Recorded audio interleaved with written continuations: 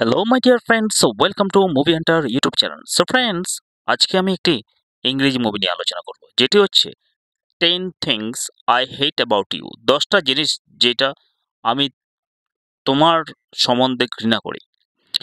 10 things I hate about you 1999 সালে একটি American romantic comedy চলচ্চিত্র, যা উইলিয়াম শেক্সপিয়ারের নাটক দ্য থেমিং অফ দ্য স্ট্রিম অবলম্বনে তৈরি।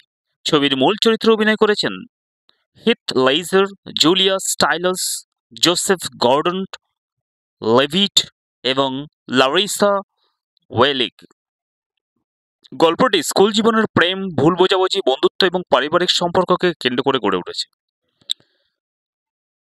গল্পের পটভূমি একটি আমেরিকান হাই স্কুল, যেখানে দুই বোন বিয়াঙ্কা এবং ক্যাট স্ট্যাটফোর্ড তাদের বাবার কড়া নিয়মের মধ্যে বেড়ে উঠেছে।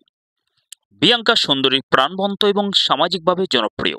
অন্যদিকে ক্যাট বা ক্যাটরিনা বিদ্রোহী, বুদ্ধিমতী, স্বতন্ত্রচেতা এবং সমাজের প্রচলিত নিয়মকানুনকে চ্যালেঞ্জ করে থাকে।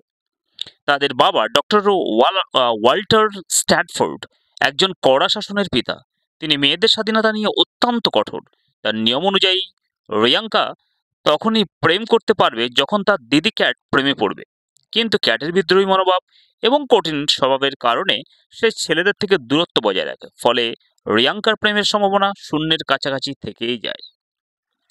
রিয়াঙ্কার প্রতি ভালো লাগা জন্মায় ক্যামেরন জেমসের।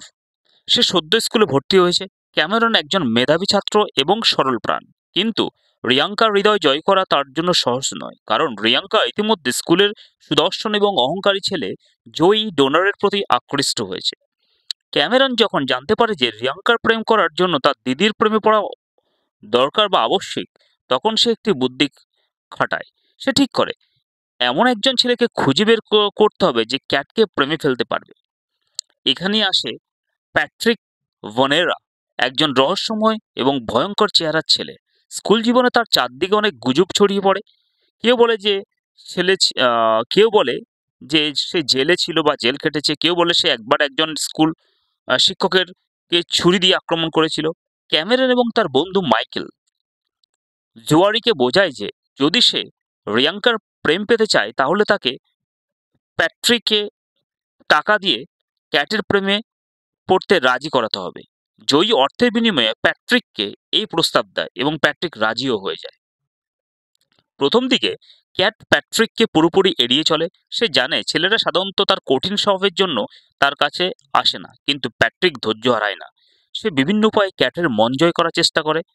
কখনো তার সামনে হেসে কথা বলে, কখনো ক্লাসে তার পাশে বসে। এক পর্যায়ে প্যাট্রিক ক্যাটের মনের গভীরে প্রবেশ করার উপায় খুঁজে পায়। সে জানতে পারে যে ক্যাট গোপনে গান শুনতে ভালোবাসে এবং নিজেও একজন স্বাধীনচেতা মেয়ে। সে বুঝতে পারে যে ক্যাটের রাগ এবং বিদ্রোহের পিছনে আসলে গভীর কিছু কারণ আছে।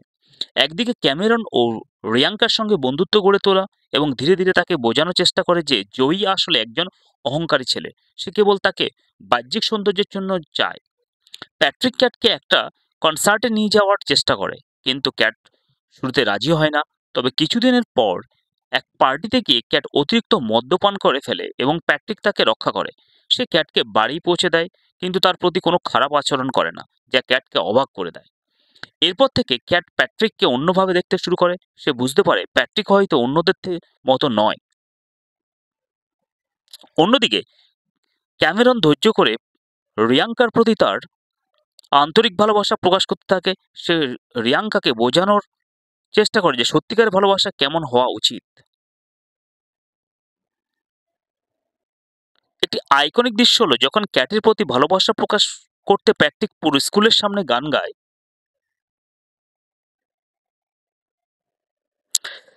কান্ট ধীরে ধীরে তার প্রতি মুগ্ধ হতে থাকে। প্যাট্রিক আর ক্যাট একসঙ্গে বেশি সময় কাটাতে শুরু করে।